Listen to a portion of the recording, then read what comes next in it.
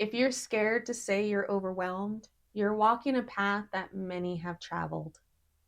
Most people struggle to find the right words to express this to their manager. You may worry about sounding as if you're just complaining or you're not being a team player. In this video, I'm going to show you how to exactly tell your manager you're overworked and how to express it in a way that shows you're invested in solutions, not just pinpointing out the problems. Neglecting this skill means the demands on you will only grow along with the growth of stress. Coming up in this video, you will learn how to recognize the signs that you're truly overworked, not just tired or stressed. The exact words you can use to tell your manager that you're overwhelmed without coming across as negative. And simple mindset shifts to let go of guilt and advocate for yourself with confidence. It always starts small. One more email, another ping, a new task dropped in your inbox right before the weekend.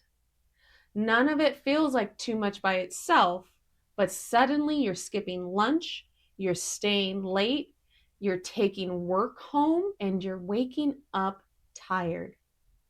Overwork doesn't always show up with alarms blaring. Sometimes it's a slow burn, one ping at a time. Step one, know the signs you are overworked.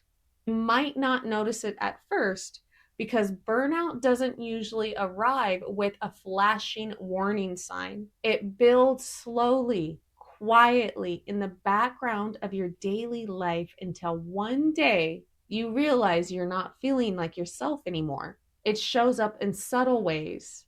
Your sleep falls off, either restless, interrupted, or racing thoughts about work preventing you from falling asleep easily. You find yourself snapping at people around you or getting irritated over small things that wouldn't usually bother you. Your body feels tense, achy, or even in pain, and you can't quite pinpoint why. You may even find the need to stretch your body more than usual. No matter how much rest you get, you wake up tired, drained before the day even starts. The things you used to enjoy, whether it's hobbies, time with friends, or just a quiet moment, start to feel like a chore instead of a joy. Or they may feel like things you don't deserve to do until you complete your to-do list. This isn't just about being busy or overwhelmed. It's burnout in slow motion, creeping in one day at a time. And the first step to breaking that cycle is recognizing it's happening in the first place. You can't fix what you don't acknowledge. Step two, assess what's actually causing it. Once you recognize the signs of burnout, the next step is to get curious about where it's really coming from. Burnout isn't just a feeling, it's a signal. And understanding what's causing it is key to creating lasting change. Start by asking yourself, is this pressure coming from my manager, my team, or the culture at work? Or am I the one putting it on myself? Pushing too hard, setting unrealistic boundaries, demands, perfectionist expectations, people pleasing, or struggling just to say no. Dig deeper. Get specific. Is the workload simply too much for one person to handle? Do I have the tools, support, or training I need to actually succeed in this role? Are there systematic issues at play, like unclear priorities or consistent shifting deadlines? It's not about blaming, it's about identifying the root cause, because when you know what's driving your stress, you can make a plan to address it. Now shift your focus from the problem to the vision. Ask yourself, what would my ideal work week feel like? Would it include space to focus, time to recharge, or opportunities to grow? Would you feel in control of your day, not pulled in a million directions? Would you have boundaries that protect your time and energy? That vision matters because it gives you something to move towards, not just something to escape from. It turns burnout recovery into a growth opportunity, not just damage control. Number 3, plan before you speak. This is where a lot of people get stuck. They vent, and while venting might feel good in the moment, it rarely solves the problem. In fact, it can make you sound like you're just complaining and not offering solutions. You may have the expectation that if you present the problem to your manager, it's their responsibility to fix it. However, if you want your concerns to be heard and respected, you have to approach the conversation like you're proposing a meaningful improvement for the team, not just airing frustrations. Here's the mindset shift: problem, solution, benefit. Break it down like this: what's the real issue? Don't just say I'm overwhelmed. Get specific. Is the workload unreasonable? Are priorities unclear? Are you missing tools or training? Are you not provided adequate time to complete tasks? Or are you in too many meetings? What's the practical change that would help? Offer a focused idea, not a wish list. Maybe it's reprioritizing deadlines, bringing in support for a project, have team leads lead meetings, blocking out calendar time, reviewing all assignments and tasks on your plate, or getting clarity on expectations. How would that change benefit your manager, your team, and the company? Frame it so you see how your suggestions make things better for everyone, not just you. So, for example, if we clarify priorities, I'll be able to deliver higher quality work without burning out, and the team will hit deadlines more consistently. Or blocking out calendar time to complete tasks will move projects more efficiently while giving you time to notice areas for improvement more quickly. That's the key. When you approach it as a thoughtful solution, not just a complaint, your manager will see you as a leader. It shows you're a team player invested in making things better, not just someone pointing out problems. Step 4, say it the right way. Script it out. Now that you've identified the problem and the potential solution, let's talk about how to say it. How you present your concerns can shape whether the conversation is productive or not. Here's the key: be specific, not vague. So, for example, don't just say, I'm feeling overwhelmed. That's too broad and hard for your manager to act on. Instead, connect your feelings to specific tasks or issues and offer a path forward. Try something like this: I've noticed that, and here you want to add your specific task or responsibility, is taking up a significant amount of time, which is making it hard for me to focus on higher priority projects. Could we talk about how to adjust, delegate, or reprioritize so I can deliver the best results where it matters most? This kind of language does a few important things. It focuses on facts, not emotions. It shows that you thought through the problem and you are ready to collaborate on a solution.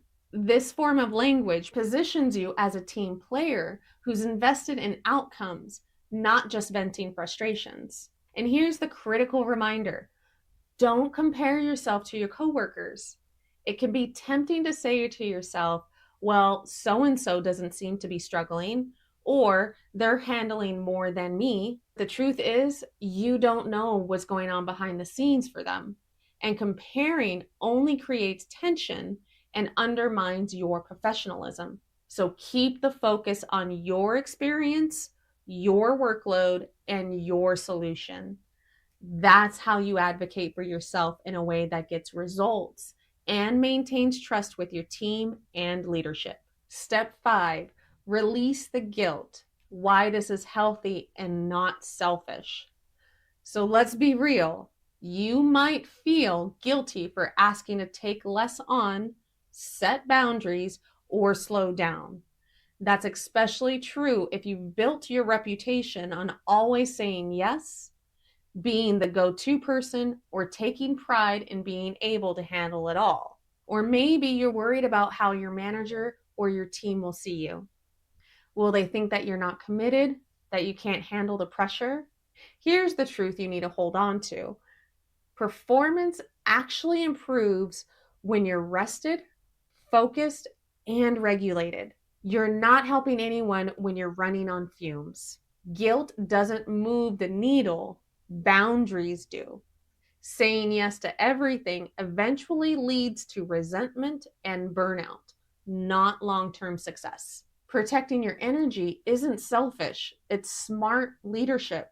Here's a simple reframe you can use when guilt starts to creep in: I'm choosing efficiency and sustainability, not self sacrifice. You're not slacking off, you're making a conscious choice to work smarter, not harder. By setting limits, you're creating the space you need to show up strong, steady, and fully present for the things that truly matter. So remember, you can't give your best when you're running on empty.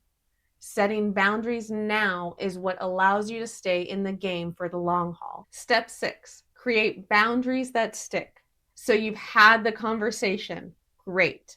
Now what? Now it's about living the change. Setting boundaries isn't just a one-time event, it's an ongoing practice. The key is to back up your words with actions and habits that protect your time, energy, and focus. Start by building simple, sustainable routines that support your well being.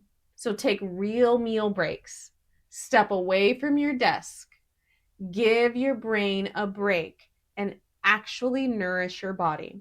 Even if you're working from home, eat your meals at a different location than your workstation. Prioritize quality sleep, set a bedtime routine, protect it like it's a meeting, and avoid the temptation to just finish one more thing. Move your body daily, even if it's just a walk outside between meetings. Physical movement helps reset your nervous system and keeps burnout at bay. Unplug at the end of the day. Close the laptop, silence notifications, and give yourself permission to stop working. Use time blocking to protect your schedule. Block out deep work time, breaks, and focused hours for what matters most. And finally, check in with yourself throughout the day. It can be as simple as pausing and asking, how am I feeling right now? Take a few deep breaths in and relax any tense areas in your body. That moment of mindfulness can help you catch stress before it builds up so you can reset instead of spiraling. Here's why this matters. Employees who set clear boundaries and communicate their workload limits report 33% less burnout and 23% higher job satisfaction. This is according to a 2022 Gallup workforce survey. That is a big deal. It's proof that boundaries aren't just a nice idea. They're a critical part of staying healthy, productive, and fulfilled at work. You deserve to thrive, not just survive, and boundaries are the key to making that happen.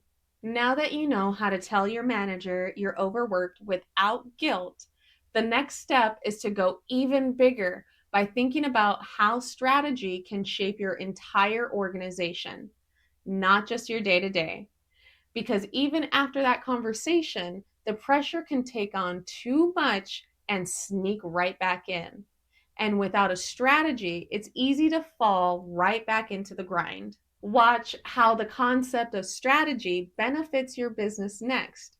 We will explore why strategy isn't just a buzzword, it's a system that brings clarity, focus, and long term growth to your business so you're not just surviving, but building something that lasts.